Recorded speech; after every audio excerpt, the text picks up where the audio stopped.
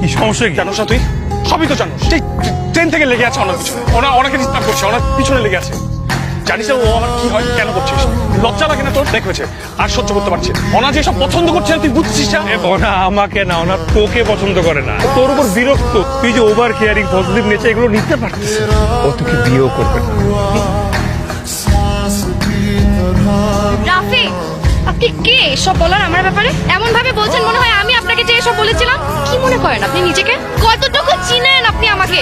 যে তোর গার্লফ্রেন্ড নাই, মানুষের গার্লফ্রেন্ডের পিছনে পড়ে। চেয়েও থাকবে, তোকে বলছি আমার গার্লফ্রেন্ড আছে। এক্ষুনি